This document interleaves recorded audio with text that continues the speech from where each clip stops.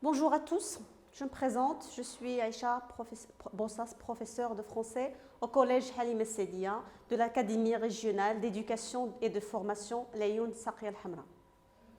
Notre séance pour aujourd'hui sera une séance d'application, une séance d'exercice. Elle va se concentrer sur l'application des deux leçons que nous avons déjà travaillées, à savoir les parties du corps d'un animal, une leçon de langue, et les adjectifs de couleur. Bien évidemment, avant de se mettre à la correction des exercices et à effectuer aussi d'autres exercices d'application, nous allons d'abord faire un rappel des deux leçons. Commençons par la première leçon qui est les parties du corps d'un animal. Alors, comme on a déjà découvert dans la leçon de langue, il existe des parties des corps d'animaux qui sont communes. Ça veut dire qu'on trouve chez tous les animaux. Donc, on a la tête, les yeux ou l'œil pour le singulier, on a l'oreille et les oreilles pour le pluriel.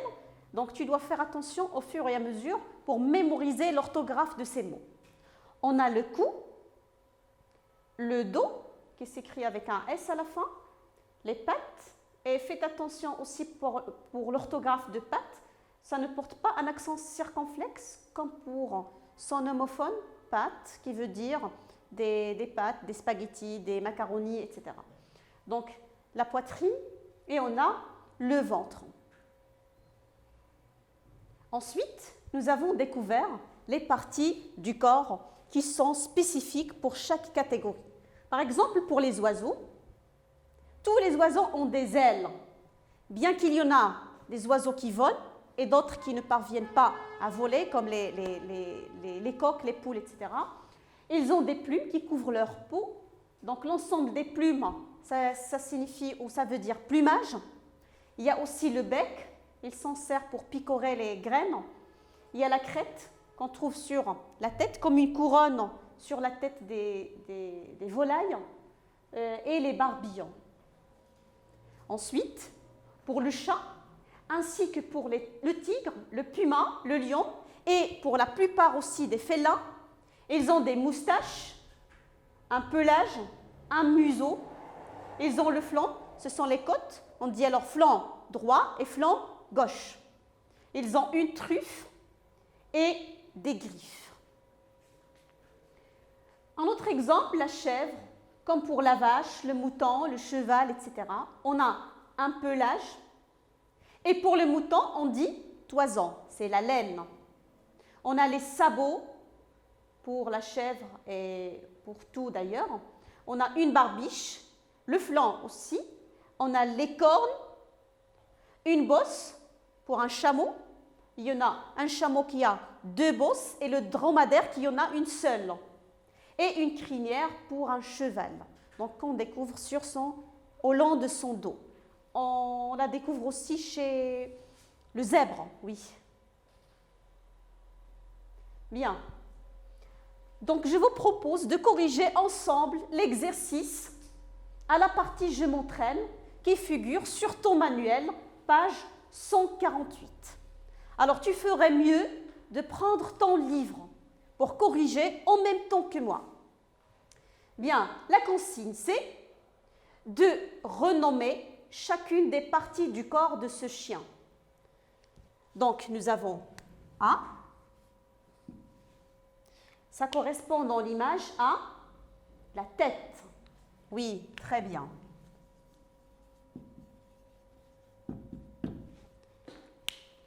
La flèche B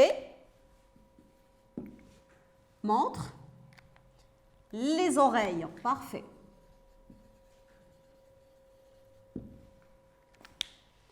La flèche C correspond à l'œil ou bien les yeux. Bien. La flèche D montre la truffe. Tu dois faire aussi attention à l'orthographe de mot truffe. Nous avons double F. Flèche E qui renvoie aux pattes. Donc, patte postérieure et patte antérieure, la flèche F, qui montre le dos, et la dernière flèche qui renvoie à la queue. Bien, je t'invite maintenant à corriger sur ton livret dans quelques minutes pour la correction, avant de passer à l'exercice suivant. Donc, l'exercice suivant figure aussi sur ton manuel, c'est la partie « Je réinvestis » à la page 149. Donc, l'exercice te propose de colorier selon la consigne. Donc, voilà le corps d'une vache. On te demande, ou plutôt on t'informe que cette vache a les cornes noires. Voilà. Et les yeux bleus, les oreilles qui sont jaunes, la queue grise, les sabots rouges et le flanc marron. Alors, j'espère bien que tu as réussi à colorier et à respecter la consigne. Donc voilà, je te donne la correction. Donc, on a les oreilles jaunes selon la consigne, les cornes noires, les yeux bleus, le flanc marron, la queue de couleur grise et les sabots, ils sont là, qui sont rouges. Bien, alors je crois qu'on doit passer à l'exercice suivant. C'est un exercice qui te propose un tableau de vocabulaire portant sur la famille d'un animal, donc le mâle, la femelle, le petit et le verbe d'action utilisé pour décrire le cri effectué par cet animal. Donc, exercice figurant sur la même page 149, c'est l'exercice numéro 2. Alors, essaye s'il te plaît de prendre la page et de corriger au fur et à mesure. Commençons par le premier animal, le bœuf. Quelle est la femelle du bœuf? La femelle du bœuf, c'est évidemment une vache. Et on appelle leur petit un veau. Le cri provoqué par cet animal est décrit par le verbe d'action meugler. On dit alors la vache meugle. Passons à la ligne numéro 2. On a louve pour la femelle. Pour le mâle, on dit loup. Un loup et une louve. Le petit est appelé louveteau, un louveteau. Et le cri utilisé, c'est hurler. On dit le loup hurle au sein d'une meute. Bien. La ligne suivante, nous avons le verbe aboyer. Le verbe aboyer.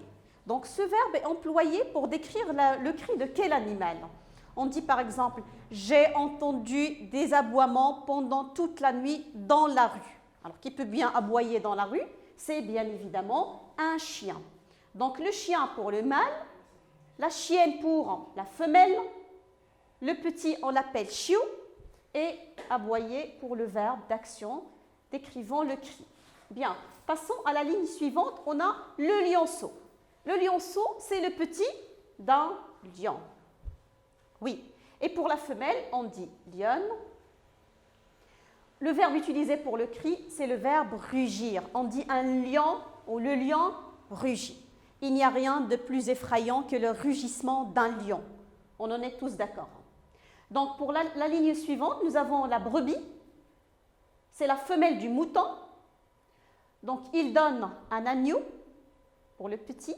Et pour leur cri, on peut utiliser le verbe bêler. On dit la brebis belle ou bien le mouton belle. Bien. Pour la ligne suivante, nous avons la chèvre. Une chèvre, c'est la femelle d'un bouc. C'est la femelle d'un bouc. Pour le petit, on dit chevreau ou encore on peut dire biquet. Les chevreaux ou les biquets. Si vous vous rappelez l'histoire de la chèvre et les 7 petits chevreaux. Pour le verbe, on peut utiliser soit le verbe bêler ou le verbe beugler. On dit la chèvre beugle ou bien la chèvre belle, comme un mouton. Dernière ligne, on a chaton. le chaton est le petit de quel animal? Donc c'est bien évidemment le petit d'un chat, avec une chatte. Et faites bien attention à l'orthographe de mots. Chatte, donc vous avez 2 T, alors que pour chaton, nous n'avons qu'un seul T. Et pour le verbe, écrivant le cri, on utilise le verbe miauler. On dit le chat miaule. Le chat miaule. On peut aussi utiliser le verbe ronronner, un ronronnement, pour le bruit qu'il provoque lorsqu'il est satisfait, lorsqu'il veut dormir. On dit le chien ronronne. Bon, alors voilà. Je te propose à présent un nouvel exercice d'application. Donc ça ne figure pas sur ton livret. Donc essaye seulement d'observer sur l'écran. Donc tu as des phrases descriptives dans lesquelles on décrit des animaux qui ont été séparés. Dans la première colonne, nous avons la première moitié et l'autre c'est dans la colonne B. Essayons de retrouver la suite de chaque phrase. Donc la technique pour répondre à cette question ou à une consigne pareille, je commence par lire la partie B. Ensuite, chercher dans la partie A le début de chaque phrase. Donc nous avons sa longue queue qui lui assure un bon camouflage, le plumage jaune, la girafe atteint le sommet des arbres, son admirable plumage, bec dur et crochu. On va à présent passer à l'autre côté pour chercher le début de chaque phrase. Donc, première, mon poussin a, oui, très bien, le plumage jaune. Mon poussin a le plumage jaune. Le caméléon a une peau, cherchons à l'autre côté. Donc, on sait très bien la spécificité de la peau d'un caméléon, c'est qu'il peut changer de couleur. Donc, une peau qui lui assure un bon camouflage. Oui, très bien, excellent. Le pont étend majestueusement. Qu'est-ce qu'il étend? C'est son admirable plumage. On ne peut pas nier que le pont a un plumage extraordinaire avec ses plumes et ses couleurs féeriques. Bien, passons à la phrase suivante. Ce chien remue. Que peut bien remuer un chien? Il remue, bien sûr, sa queue. Bien, ce chien remue sa longue queue. Cet aigle dispose d'un... Donc, l'aigle, qu'est-ce qu'il a, un aigle? Donc, il a un bec dur et crochu. C'est très bien. Donc, cet aigle a un bec dur et crochu. Et pour la dernière phrase, grâce à son long cou. Alors, quand je dis un long cou, je pense automatiquement à la girafe, bien sûr. Donc, grâce à son long cou, la girafe atteint le sommet des arbres. Bien, j'espère que tu as pu suivre la correction. Passons à l'exercice suivant. Donc, c'est un exercice un peu amusant. Amuse-toi à résoudre ces devinettes. Ce sont des devinettes qui portent sur les animaux. Donc, je lis la première devinette. J'ai la peau grise. Je suis gros et fort. Grâce à ma trempe longue, qui me sert de main, je mange et je prends mon bain. J'ai de larges oreilles, des pieds circulaires et des défenses en ivoire. Alors, qui suis-je? Tu as pu résoudre l'énigme? Oui, très bien, parfait. C'est un éléphant. Oui, c'est l'éléphant qui a une trempe longue. C'est l'éléphant qui a de larges oreilles. Parfait. Passons à l'autre. Je suis très petit de taille. J'ai une longue queue et j'adore le fromage. Un chat? Vous avez dit chat? Oh, il faut que je me file. Alors, c'est qui parle ici? Qui a peur des chats? Qui se sauve à la vue d'un chat? C'est bien évidemment une souris. C'est très bien, magnifique. Donc voilà, d'autres devinettes. J'ai la peau rose. J'ai un groin, une queue en tire-bouchon, en spirale. Je suis gros et mes pattes couvertes, ou plutôt, pardon, courtes. Je vis dans une porcherie. Qui suis-je? Donc, une queue en tire-bouchon, une queue en spirale, ça nous fait penser à un cochon. Parfait, c'est très bien. Devinette numéro 4. Quel est cet animal qui parle? J'ai une crinière et je ressemble à un cheval. Donc, ce n'est pas un cheval. Qui aurait mis un pyjama blanc à rayures noires. Donc, il a la peau rayée de noir, blanche et rayée de noir. Qui suis-je alors? Tu as trouvé la réponse? Très bien. Oui, c'est un zèbre. Oui, c'est bien. Parfait. Bon, alors passons à la leçon numéro 2. Exercice d'application pour la leçon des adjectifs de couleur. Alors, rappelons que les adjectifs de couleur, il y en a des adjectifs qui s'accordent et d'autres qui ne s'accordent pas. Il s'accorde tous les adjectifs de couleur simple qui expriment la couleur. Rouge, bleu, vert, beige, brun, blanc, jaune, roux par exemple. Donc ce sont des adjectifs simples qui expriment la couleur. Donc ils s'accordent en genre et en nombre avec les noms auxquels ils se rapportent, comme d'ailleurs tous les adjectifs qualificatifs. Mais il y en a d'autres qui ne s'accordent pas. C'est le cas des adjectifs composés de deux mots. Quand on a deux adjectifs pour une seule couleur, par exemple vert clair, rouge vif, bleu marine, blanc cassé, ils gardent la même forme pour le masculin ainsi que pour le féminin, pour le singulier ainsi que pour le pluriel. On dit par exemple une jupe vert clair, sans accorder l'adjectif vert ni l'adjectif clair. On dit des robes vert clair, sans mettre ni un S ni un E du féminin. Donc c'est la règle générale pour les adjectifs de couleur composés quand on utilise deux mots pour une seule couleur. Une autre catégorie, ce sont les adjectifs de couleur tirés de noms. Exemple, orange, marron, argent, cerise, caramel, crème. Ce sont des adjectifs de couleur aussi invariables qui ne changent pas d'orthographe, que ce soit attaché à un nom masculin ou féminin, singulier au pluriel, etc. Et nous avons aussi vu quelques exceptions, par exemple pour l'adjectif rose, pour l'adjectif pourpre, il y a aussi l'adjectif mauve, etc. Bien. Là, je vous propose un exercice qui figure déjà sur ton livret. C'est à la partie « Je m'entraîne », exercice 3, page 153. Alors, s'il te plaît, prends la page sur ton livret afin de pouvoir suivre et de corriger au fur et à mesure. Bon, la consigne est la suivante. Entoure la bonne forme de l'adjectif.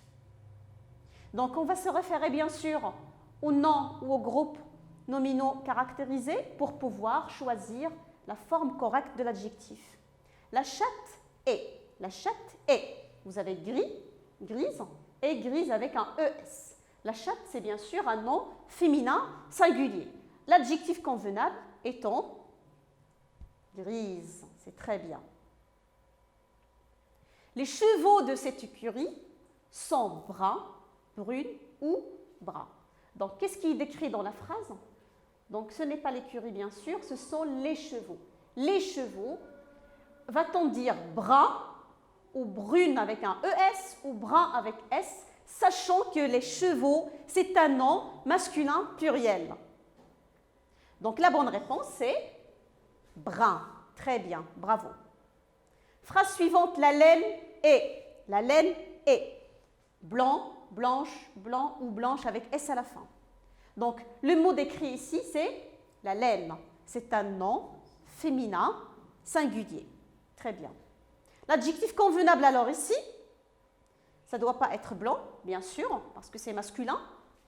Ce n'est non plus blanc avec S, parce que laine, ce n'est pas pluriel. Non plus blanche avec un ES, mais plutôt on a l'adjectif blanche. On dit alors la laine est blanche. La laine est blanche. Phrase D. les cornes de cette vache sont noires, noires avec E, avec S ou bien avec un ES. Alors, on cherche le mot décrit, le mot qualifié, ce sont les cornes qualifiées avec l'adjectif noir. On va utiliser bien sûr la forme noir avec un ES, puisque le nom corne est un nom féminin pluriel noir qui porte la marque du féminin pluriel ES. Ce batracien est vert, verte, vert avec S ou verte avec un ES. Donc ce batracien est vert, bien sûr, qui est un adjectif masculin singulier.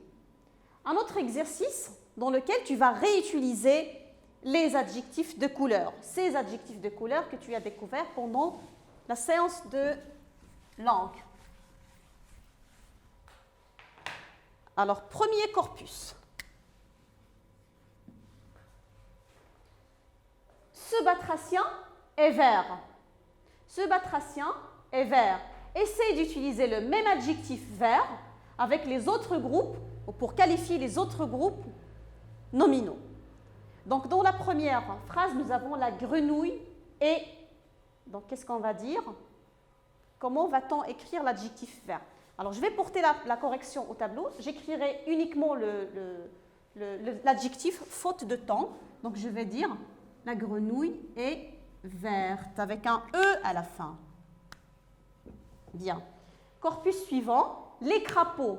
Les crapauds sont, je dirais, les crapauds sont verts, bien évidemment, en mettant un S à la fin, puisque crapaud est masculin. Les grenouilles sont vertes. Les grenouilles sont vertes. Je mets un S et un E et un S comme marque de féminin et de pluriel. Bien. Cet écureuil a le pelage marron. Adjectif marron, c'est un adjectif tiré de nom, dérivé de nom. Donc, on a dit dans la règle que l'adjectif marron ne change pas d'orthographe, il est invariable. Donc, on va dire ça que et. Donc, je vais mettre 2. Marron pour le premier exemple. Il a quelques poils marron aussi, sans changer d'orthographe. Il a aussi des oreilles marron. Même chose pour les oreilles, bien que c'est féminin,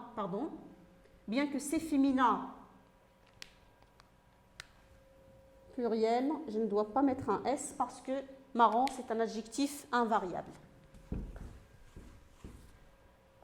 Donc, autre exemple, une peau rose tendre. Une peau rose tendre. Adjectif de couleur composée.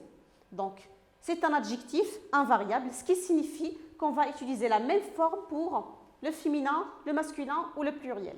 Donc, on dit sa crinière est rose tendre. On va écrire rose tendre.